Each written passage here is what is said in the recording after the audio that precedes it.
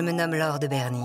Étrangement, je ne suis pas la seule femme prénommée Laure qui est comptée dans la vie de l'homme que j'ai aimé, l'un des plus grands écrivains de langue française, l'auteur de la Comédie humaine, Honoré de Balzac. Mon amant aura toute sa vie été déchiré entre plusieurs femmes, toutes prénommées Laure. Une première, sa mère, qui le délaissera pour lui préférer l'amour d'un demi-frère. Une seconde, sa sœur, affectueuse jusqu'à la limite de l'inceste. Et la troisième, moi-même, sa maîtresse, mais surtout sa protectrice de 22 ans, son aînée, Laure de Berny. Elle a un regard assez profond, elle a des traits réguliers, un visage plutôt ovale, et elle a surtout, dit Balzac, l'air triste. Et c'est ce qui va retenir le jeune homme. Laure de Berny, quand elle rencontre Balzac, a 45 ans. À 45 ans, on ne s'en rend pas bien compte, mais au XIXe siècle, pour une femme, c'est beaucoup. Elle a eu 9 grossesses à terme, elle est grand-mère, et c'est une personne qui pense que sa vie sentimentale est derrière elle. Notre histoire d'amour n'aura duré que de 1822 à 1836, 14 ans pendant lesquels la France connaît une relative stabilité politique, civile et sociale. En effet, durant cette période, seuls 3 régimes se succèdent, tous monarchistes. Les 2 dernières années du règne de Louis XVIII, l'arrivée de Charles X sur le trône de France, et soudain une nouvelle révolution populaire de 3 jours, surnommée les 3 Glorieuses, nous amène un nouveau monarque, qui n'est plus roi de France, mais roi des Français, Louis-Philippe Ier. Pendant cette période, la France vit en paix avec ses voisins et la nation s'épanouit dans une relative sérénité. C'est sans doute la raison qui a fait de l'homme que j'ai aimé un peintre aussi méticuleux et tant attaché aux détails de la fresque sociale de son époque. Ça a été la première à y croire. Avant ses premiers succès, personne n'y croyait à Balzac. Et elle a avec lui vraiment vécu le bonheur. Et elle dira, moi je t'ai donné du bonheur dans mes souffrances, quand d'autres, dans ton bonheur, t'apporteront des souffrances. Et son grand bonheur, c'était Balzac. Elle a dévoué sa vie, elle s'est sacrifiée complètement pour Balzac. Et s'il est devenu écrivain, c'est vraiment grâce à elle. L'histoire jugera, mais je sais que l'Honoré que j'ai aimé restera comme l'un des plus grands écrivains français. Romancier, dramaturge, essayiste, journaliste et même imprimeur. Il laissera derrière lui plus de 90 romans et nouvelles réunis sous le titre « La Comédie humaine », une vaste fresque qui a pour ambition d'explorer les classes sociales et les mœurs de son temps. Il fonde la Société des gens de lettres et s'attache en 1829 à défendre les droits des femmes dans Physiologie du mariage, qui lui vaudra ses premiers succès d'auteur, mais surtout de nombreuses lettres d'admiratrices. Car ce qu'Honoré recherche, c'est avant tout la reconnaissance des femmes, lui qui a si peu connu l'amour de sa mère. Sans être véritablement beau, son regard habité, sa bonté, sa drôlerie, sa fougue, son tempérament de feu et surtout un discours qui sait captiver font que les femmes l'adorent. Il a tellement compris les femmes qui souffrent d'un mari qui est souvent assez violent. Balzac va jusqu'à parler de leur sexualité. Comment il a pu comprendre ça? C'est la question qu'on se pose. Et si bien d'écrire l'âme féminine, il vivait lui aussi leurs émois, avec une sensibilité à fleur de peau qui lui vient de son enfance, de ses souffrances.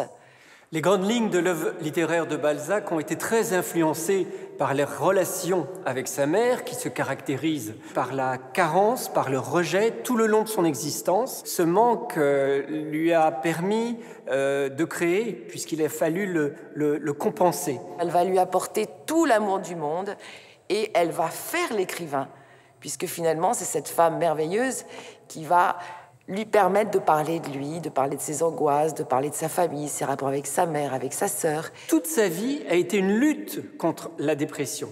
C'est-à-dire qu'il a travaillé, il a pris du café jusqu'à 50 tasses par jour, et du café turc, comme un antidépresseur. Il était presque le contraire de la dépression, c'est l'hypomanie. Il était très excité. Et donc toute sa vie, il a essayé de lutter contre cette dépression fondamentale liée au rejet maternel. Nous sommes en 1822, sous le règne de Louis XVIII, et l'homme que je n'ai pas encore rencontré n'a que 23 ans. Il a déjà écrit plusieurs ouvrages sous différents pseudonymes, mais ses publications, qu'il traite lui-même de cochonneries littéraires, n'ont aucun succès. Après avoir passé 2 ans à Paris dans une mansarde au 9 rue Lesdiguières, il est finalement diplômé en droit, mais refuse d'embrasser la carrière de clerc de notaire, car c'est durant cette période qu'il se passionne pour la vie, les joies et les tristesses de ceux qui l'entourent, et dont il dit « Je pouvais épouser leur vie, je me sentais leur guenille sur le dos, Je marchais les pieds dans leurs souliers percés. C'est décidé, Honoré veut poursuivre son rêve, écrire et écrire toujours. Et là, pendant 2 ans, Balzac va écrire Cromwell, sa tragédie. Mais malheureusement, ce Cromwell sera un échec. Et effectivement, il sera obligé de rentrer à Villeparisis. Et là, il va retrouver l'ambiance familiale pesante et il aura aussi la sensation d'avoir raté sa vocation déjà. En 1822, je suis mariée au comte Gabriel de Berny. J'ai 9 enfants, dont un illégitime, mais surtout j'ai 22 ans de plus qu'Honoré, que je vais rencontrer dès les beaux jours. En juin, nous sommes voisins, et Honoré est visiblement attiré par la joie de vivre qui règne sous mon toit. Je suis déjà grand-mère, et j'ai tout fait pour que mes enfants et petits-enfants reçoivent une éducation de premier ordre. Voilà pourquoi, dès notre première rencontre, la culture, le savoir et le beau langage de ce jeune homme me séduisent. Lui qui pourrait être mon fils s'intéresse pourtant plus à moi qu'à mes filles. Il n'a pas du tout l'allure des séducteurs de l'époque. C'est pas le romantique, bellâtre, qui pourrait séduire ses filles. Laure de Berny est une bonne mère de famille. Elle aime ses enfants et c'est certainement une chose à laquelle le jeune Honoré est extrêmement sensible. Lui-même n'a pratiquement pas vu sa famille quand il était jeune, on l'a envoyé en pension. Et là, il va trouver véritablement une mère et c'est peut-être autant la mère que la femme qui va attirer Honoré. Par ailleurs, il était aussi attiré par son histoire, parce que Balzac, c'est un rêveur. Il a rêvé toute son adolescence, et cette femme, Laure de Berny, était la filleule de Marie-Antoinette, parce que son père était un des professeurs de musique de Marie-Antoinette, sa mère, une des chambrières de Marie-Antoinette. Donc elle représentait pour lui l'ancien régime. Pour lui, c'était une époque merveilleuse. Et donc elle représentait ça aussi. Et donc voilà notre Honoré qui donne des cours aux enfants et puis qui s'attarde, qui s'amuse, qui prend son temps. Il est très beau parleur, très exubérant, alors tout le monde l'aime bien. Balzac se rend compte rapidement qu'il tombe amoureux de Laure de Berny.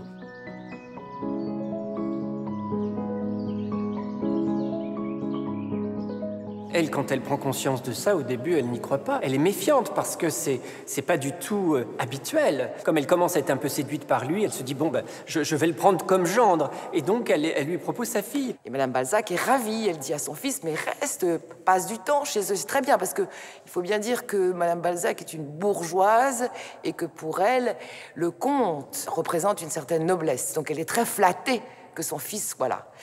Et Balzac ne s'intéresse pas trop à la fille, mais plutôt à la mère.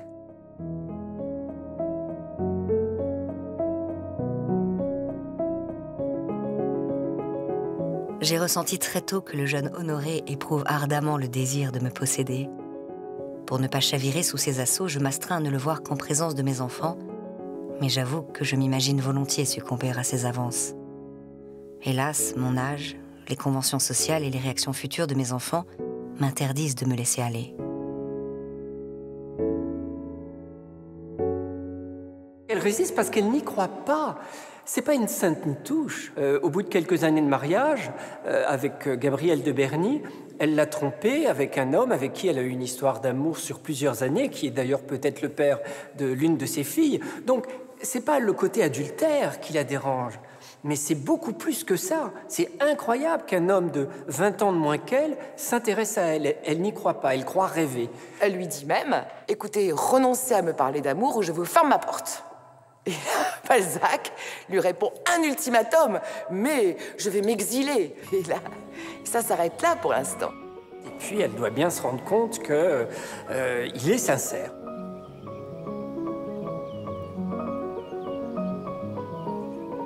Elle voit son insistance, il la courtise, il a les mots pour cela, et elle lit dans son regard qu'il l'aime véritablement. Ils se sont rencontrés en 1821. En avril 1822, la mère de Balzac part pour Bayeux. Donc la voie est libre. Ça commence tout doucement. Nous sommes au mois d'avril. Un soir, Balzac se trouve dans le jardin. Il s'approche, il l'embrasse. Un baiser, c'est tout. Un peu plus tard, un soir de mai, il vient vers elle, et c'est elle qui le couvre de baisers, et qui cède, et là il l'emmène dans une petite maison d'été qui doit être dans le jardin, et elle succombe. Ce qui était incroyable pour Laure de Berny, c'est qu'elle a été aimée en tant que femme. C'est-à-dire qu'il aimait la femme en elle. Il ne voyait pas l'âge, c'était pas ça l'important. Et ça, c'était révolutionnaire à l'époque, où on confondait la jeunesse et la beauté. Lui, il ne confondait pas du tout la jeunesse et la beauté.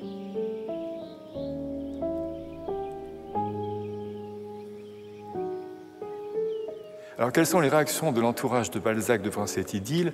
Elles sont, ma foi, très nuancées. D'abord, si l'on commence par la famille de Laure de Berny, son mari, d'une certaine manière, est habitué aux infidélités de sa femme. C'était un mariage de convenance dans une société aristocratique. Et dans une société aristocratique, au fond, chacun mène sa vie de son côté. La mère de Balzac est folle de jalousie, parce que Laure de Berny, qui a 1 an de plus qu'elle, qui a en plus l'amante de son fils, est arrivée à épanouir ce qu'elle avait bridé pendant des années, et elle voit son fils tout d'un coup libéré. Et c'est un autre homme. Elle se dit, mais c'est pas possible, il y a quelque chose qui m'a échappé. Elle est furieuse. Pour elle, c'est une liaison scandaleuse. Elle veut absolument l'arrêter, et donc elle va décider par tous les moyens de faire partir Honoré. En fait, on connaît surtout la mère de Balzac à travers ce que Honoré va dire d'elle quand il écrit à ses maîtresses. Et en général, quand il écrit, c'est pour se faire plaindre. Donc il va très souvent la peindre comme un monstre. Et en réalité, c'est une femme qui, certainement, n'était pas très affectueuse, ça c'est assez clair. De façon presque instinctive, Honoré, l'homme que je connais qui comprend le mieux l'esprit féminin, a immédiatement deviné en moi l'épouse malheureuse. Et il en a déduit qu'il pouvait tenter de me faire la cour. Je dois maintenant l'avouer, son ouverture d'esprit, son imagination débordante, qui le porte au-dessus des conventions imbéciles, et l'audace de son esprit romanesque me l'ont rendu indispensable. Indispensable au bonheur que je ne m'étais autorisé que dans la clandestinité d'une liaison extra-conjugale.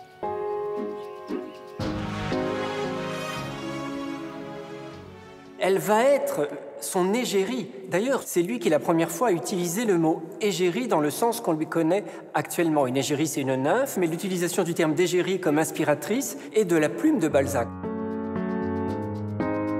Auprès de sa sœur, Honoré se consacre pleinement à l'écriture. Mais une fois de plus, un de ses romans, fraîchement publié, connaît un nouvel échec. J'apprends alors, avec douleur, qu'Honoré doute de ce talent dont je sais qu'il est gratifié.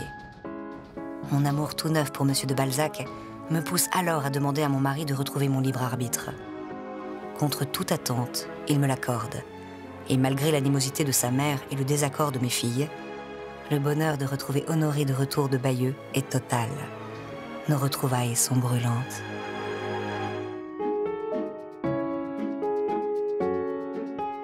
Laure de Berny est une égérie étonnante. Il travaille même quand il est avec des femmes, mais avec Laure de Berny, c'est la seule avec qui il ne travaille pas. C'est-à-dire quand il est avec elle, il ne produit rien.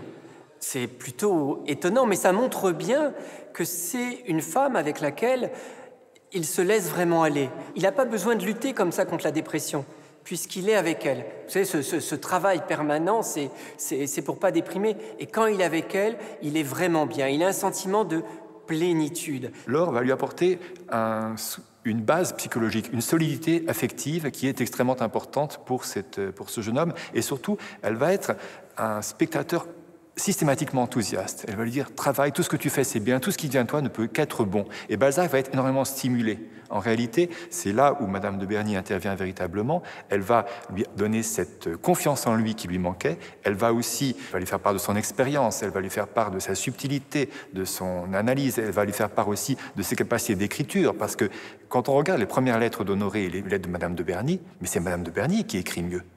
Honoré ne sait pas encore écrire. Il va parvenir à devenir le très grand écrivain avec des années et des années de travail, mais en 1822, Honoré ne sait pas écrire.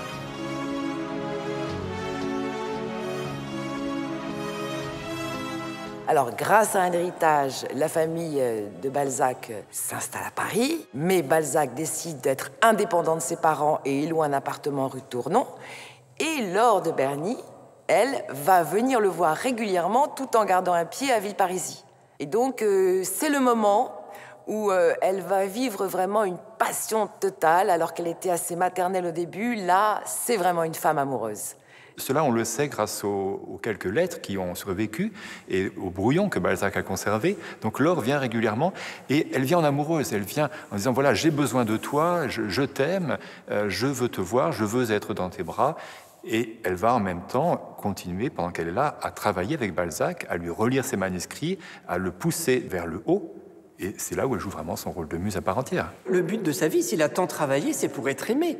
Donc, Laure de Berny, d'une certaine manière, représentait son objectif. Il travaillait pour elle. Il a travaillé, il voulait être célèbre pour être aimé avant tout. C'est vraiment une quête d'amour absolu, d'amour féminin. À Paris, je sens l'homme que j'aime, avide de faire partie de cette vie parisienne qui le fascine et l'excite. Le jeune homme au-dessus des conventions qui m'avait séduite est devenu un mondain, habitué des salons. Mais dans ces endroits fréquentés par le tout Paris, on ne rencontre pas que des intellectuels. Il va faire des affaires. Il va d'abord faire une première affaire avec un libraire. Et ce libraire lui dit « Bon, moi j'ai une idée, on va publier et éditer des livres avec des tout petits caractères. C'est une idée géniale. C'est comme la Pléiade aujourd'hui. » Il va commencer par être éditeur, puis il va acheter une imprimerie, puis il va acheter une fonderie de caractères, puis il va faire faillite. Non seulement le libraire, mais aussi l'imprimerie ne marche pas. Et là, il va avoir des dettes qui vont peser sur lui toute sa vie. Ça va être vraiment pour lui un poids énorme. C'est une énorme dette. Et Laure va l'aider, effectivement, Laure va l'aider financièrement. Elle va lui prêter de l'argent. À Paris, tout se sait, et à Versailles, tout s'apprend. Donc, j'apprends, grâce à des esprits bien intentionnés, qu'au cours d'un dîner à Versailles chez sa sœur Laure, Honoré fait la connaissance d'une belle veuve qui loge à 2 pas. Comme par hasard, elle se prénomme Laure, elle aussi. À 41 ans, Laure Junot descend d'une famille liée au jeune Bonaparte. Longs cheveux noirs, spirituelle, sensuelle, cette orgueilleuse envoûte Balzac. Laure Junot a l'attrait d'une duchesse. Il est sous son charme et il lui propose d'écrire ses mémoires. Et on peut comprendre qu'il soit attiré par cette femme parce que là aussi, elle va nourrir son imagination. Dans les Chouans, il se servira beaucoup de tout ce qu'elle lui a raconté. Encore une fois, Balzac était un rêveur. Et donc, il associait toutes les femmes à une histoire. Et en plus, il les prenait comme modèle pour certains personnages de ses romans.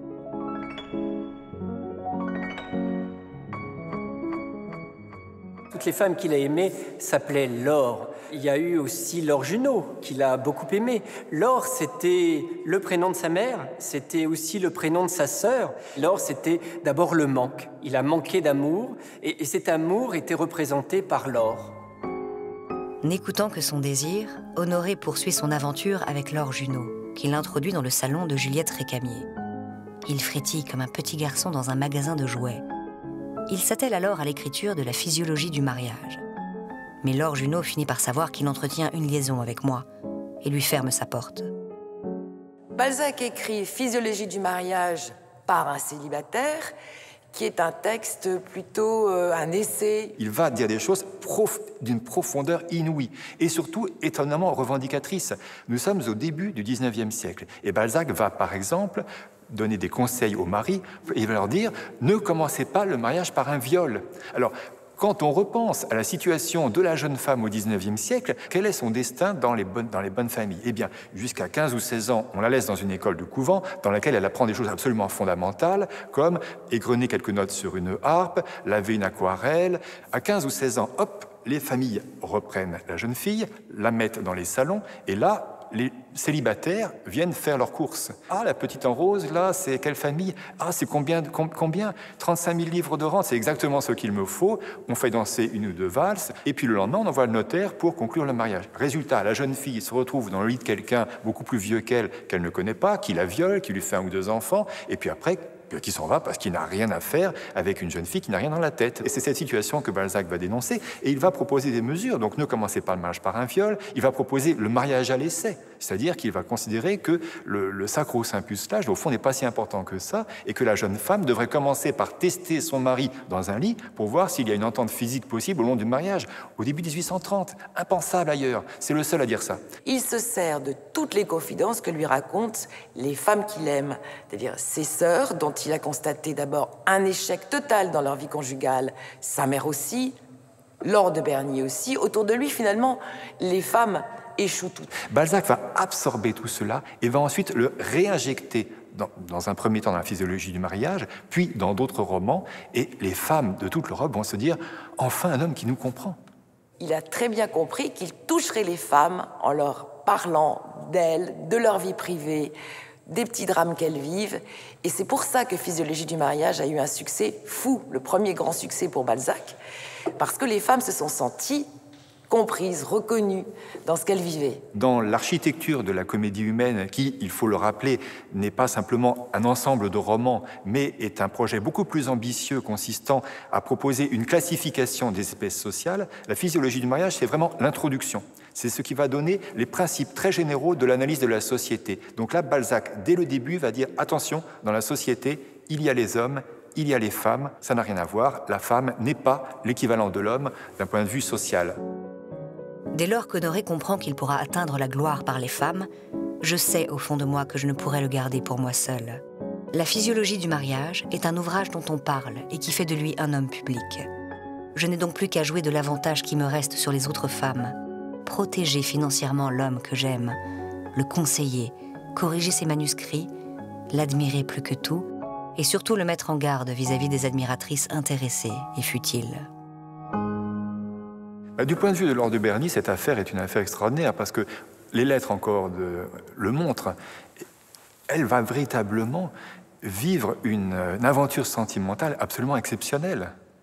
Pour Laure de Berny, c'est quelque chose d'unique et elle en jouit jusqu'au bout, au maximum. Et les lettres le montrent, c'est un plaisir psychologique, c'est un plaisir physique, c'est un plaisir complet. Elle ne boude absolument pas. Précisément parce que c'est son dernier amour, elle va le vivre entièrement à fond. En mai 1830, Honoré et moi nous réfugions tous deux en Touraine. Je suis folle de joie. Il s'est décidé à écrire une histoire fantastique, La peau de chagrin. À ce moment précis, j'ai l'impression d'assister au mystère de la création. Jamais mon bonheur n'a été aussi intense. D'autant qu'à sa parution en 1831, le roman est un énorme succès. À 32 ans, Balzac bénéficie du succès de la peau de chagrin. Il commence à avoir de l'argent, même s'il est toujours en dette parce qu'il dépense. Il est donc célèbre et il est aimé. Aimé de Laure de Berny, mais aimé aussi par d'autres femmes, des lectrices. Il a la célébrité. Donc oui, c'est un homme heureux, accompli. Il a ce qu'il veut. Il va écrire des ouvrages qui montrent qu'il a parfaitement compris la sensibilité féminine. Et cela va lui valoir une admiration infinie dans toute l'Europe. Les lettres d'admiratrices arrivent par dizaines de milliers chez Balzac. Et Balzac, très rapidement, va évidemment être sensible à la séduction qu'il exerce et lui-même va être séduit par ses admiratrices. À partir de 1830, d'un seul coup, c'est pratiquement toutes les années une maîtresse nouvelle. Et encore, on ne parle que de celle qu'on connaît parce qu'on ne sait pas tout sur la vie amoureuse de Balzac. J'ai tout fait pour qu'Honoré connaisse le succès. Et maintenant qu'il est reconnu en tant que vraie plume par ses pairs, qu'il est invité dans tous les salons littéraires, qu'il fréquente Victor Hugo et les jeunes romantiques, j'ai peur. J'ai peur de le perdre. Les femmes l'adorent, les femmes l'adulent. Alors qu'il est plongé dans l'écriture du curé de Tours et de la femme de 30 ans, je lui écris « Tu m'aimes, je suis toujours ta chérie aimée, ta chère étoile. Oh mon ami, mon cœur, grâce à toi de m'avoir faite femme. » Grâce à toi, je me suis sentie femme. Qu'est-ce que cache cette expression? Est-ce que finalement elle a découvert véritablement l'orgasme physique avec lui? Est-ce que c'est ça? Probablement, en tout cas, au-delà de ça, c'est la jouissance d'être aimée en tant que femme et ne pas se sentir objet. C'est d'abord se sentir femme en tant qu'individu et elle a bien compris qu'elle n'était pas uniquement aimée pour son corps, son humour, sa légèreté, son intelligence, sa générosité, sa capacité maternante aussi. Alors, Laure de Berny, pendant 1 an, se retire. Elle sait qu'elle a une affection cardiaque. Elle part à la campagne en Touraine. C'est à ce moment-là que Balzac va en Italie. Il a une maîtresse italienne, il s'amuse beaucoup. Et quand il rentre, Laure est décédée. Et pour lui, ça a été un choc épouvantable. Il se retrouve seul devant la tombe de cette femme qu'il a aimée. Il n'a pas su l'accompagner jusqu'à la fin. Et il s'en veut énormément, finalement. Et c'est là où il dira « Elle a été un dieu pour moi, elle a été l'ami, elle a été le conseil, elle a fait l'écrivain.